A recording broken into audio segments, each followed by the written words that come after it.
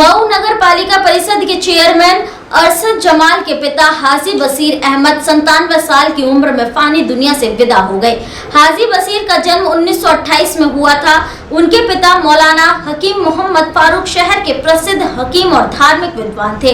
उनके कुल 5 भाई और 3 बहनें थी। हाजी बशीर अहमद के 4 पुत्रियां और 3 बेटे हैं। अरशद जमाल, अफजाल जमाल, नुजहत मोहम्मद फैज, मुसरत और जीनत व हयात है। हाजी बशीर अहमद रोजा और नमाज के पाबंद की पाबंदी के साथ समय के बहुत पाबंद थे। उनकी दिनचर्या नियमित थी। उन्हें उलेमा और विद्वानों की संगति से गहरा लगाव था। तबलीगी जमात के मरकजी अमीर मौलाना साद के अलावा दारुल उलूम देवबंद में तबलीगी जमात के सभी महत्वपूर्ण नेताओं और विद्वानों के साथ उनके अच्छे संबंध थे। तबलीगी जमात के बड़े जिम्मेदारों में उनका शुमार होता था। वो 40 वर्ष से अधिक समय से जमात से जुड़े हुए थे। हाजी साहब मरहूम बेहद मेहमान नमाज और खाने खिलाने के बेहद शौकीन थे। मिजाज में ऐसी खुश मिजाजी के जो भी एक बार मिलता वो उनका कायल हो जाता। उनका कुशल व्यवहार उनकी औलादों में साफ दिखाई देता है। उनके निधन की खबर सुनकर शहर के गणमान्य लोगों के साथ साथ राजनीति से जुड़े लोगों, व्यापारी और आम लोग भी उनके आवास पर श्रद्धांजलि देने पहुंचे। हाजी बशीर अहमद का देहांत 21 मार्च 2025 शुक्रवार को दोपहर करीब 3 बजे हुआ। उनके जनाजे की नमाज 21 मार्च को ही रात 10:15 पर चेतनपुरा स्थित नई ईदगाह के सहन में अदा की गई।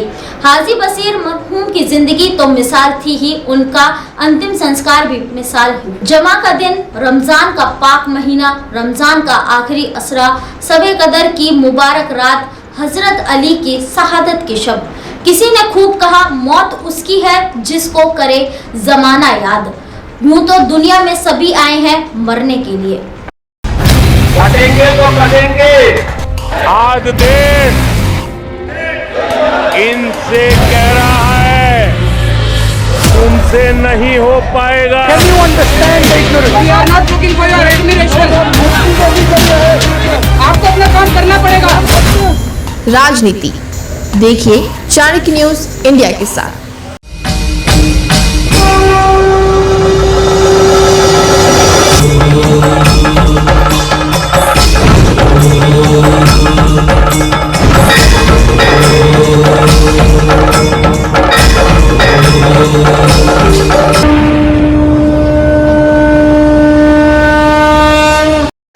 बच्चों के भविष्य से खिलवाड़, ग्रामीण क्षेत्र में गुम विकास, न्यायिक क्रिया में भेदभाव, दबी हुई गरीबों की आवाज पर अब होगी जनता की बात।